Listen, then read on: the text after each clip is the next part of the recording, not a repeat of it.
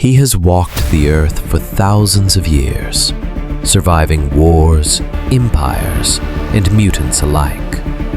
Some call him a monster, others evolution incarnate. But how did En Sabah Nur become Apocalypse? This is the story you need to hear. The desert remembers everything. Even the children its people try to forget. In the settlement of Aqaba, a child was born. Gray skin, strange markings. His tribe feared him. They believed he was cursed. So they carried him into the desert and left him there to die. But the desert did not take him. I found him. The boy should not have survived, yet he did.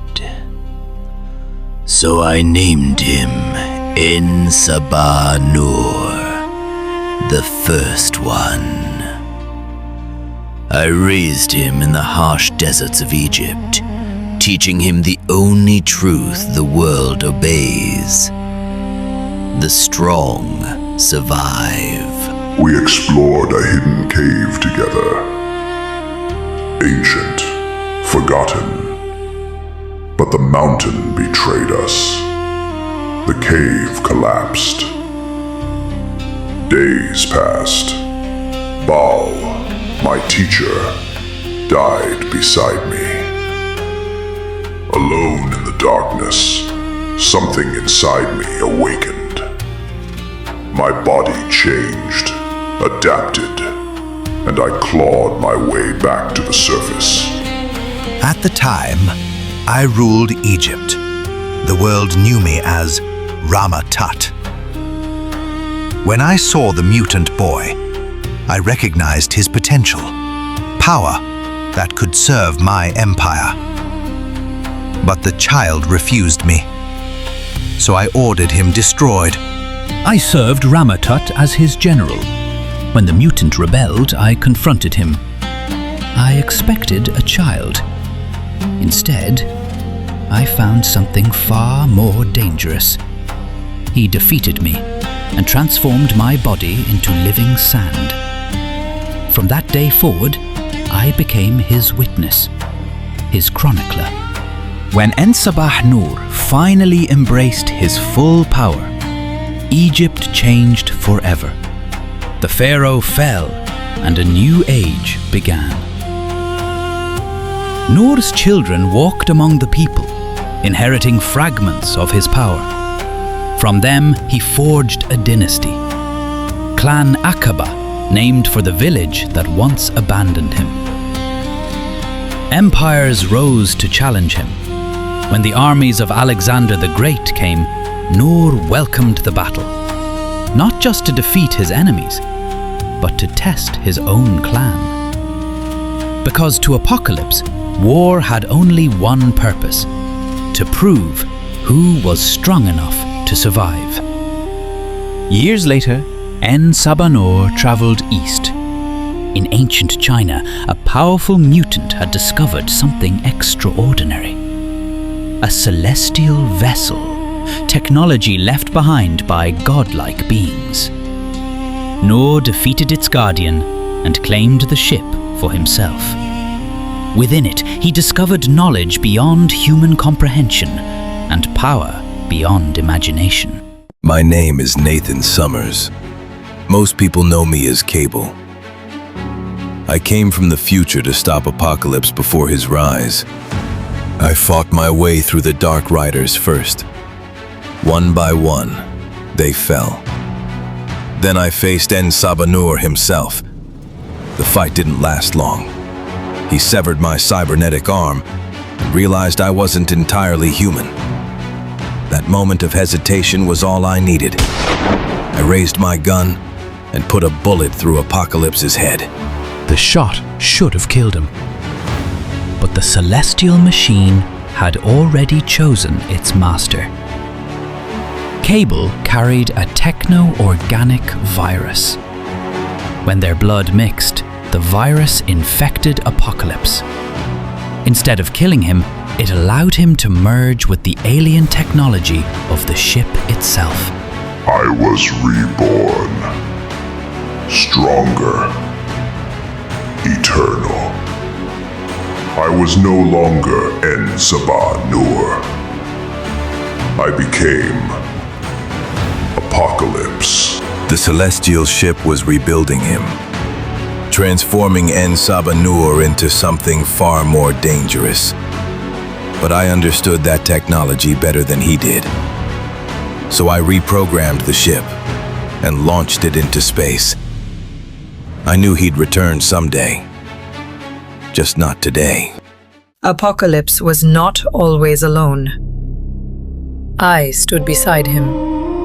Together, we had 4 children, warriors born to shape the future.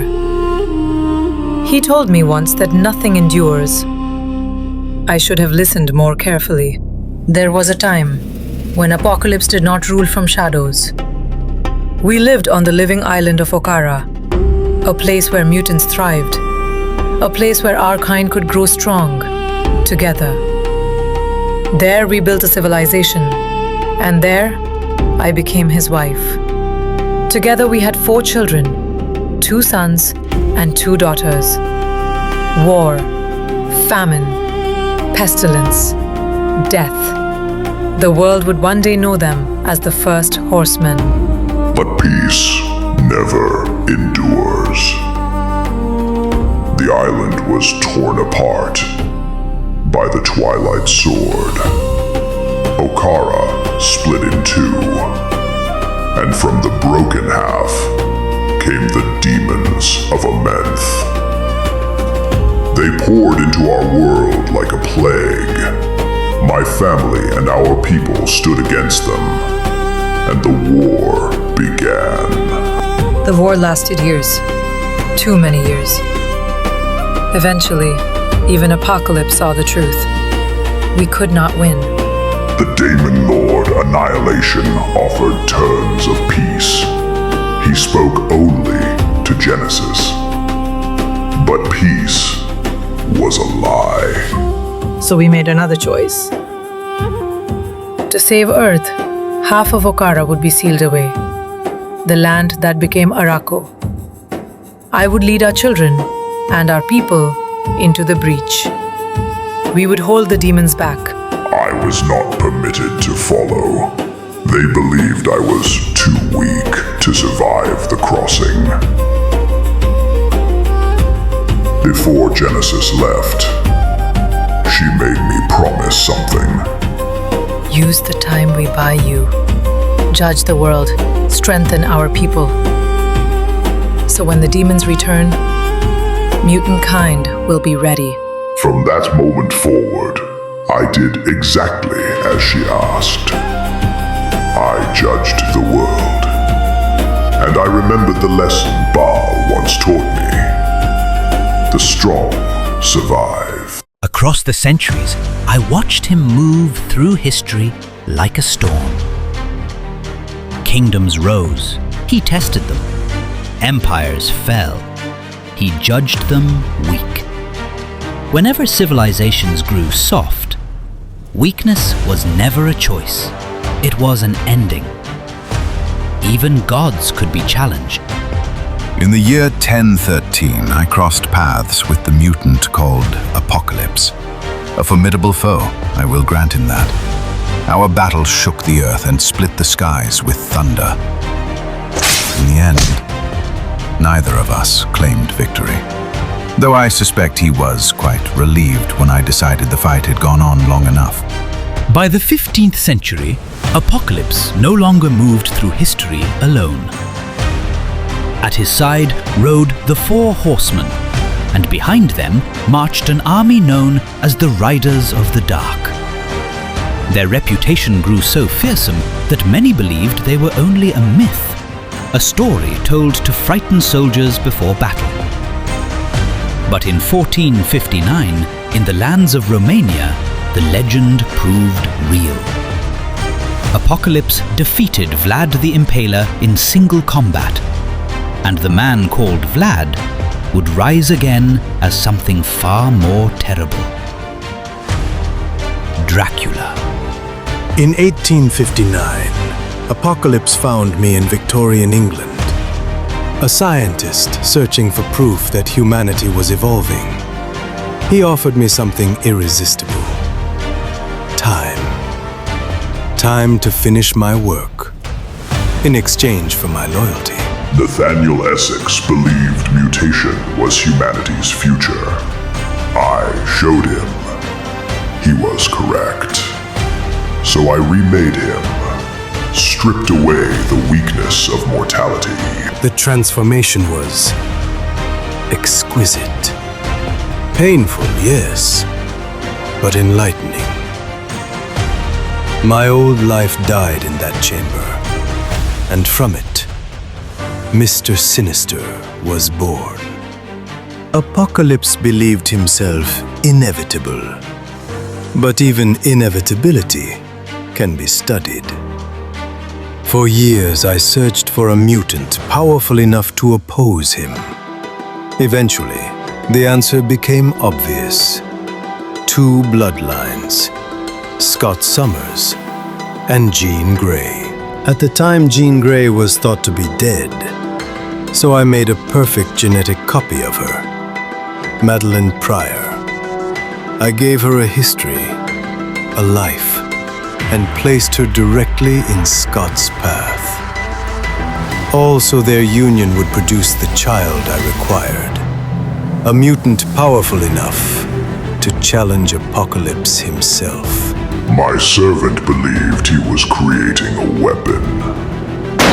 He did not yet understand that every plan in this world ultimately serves me.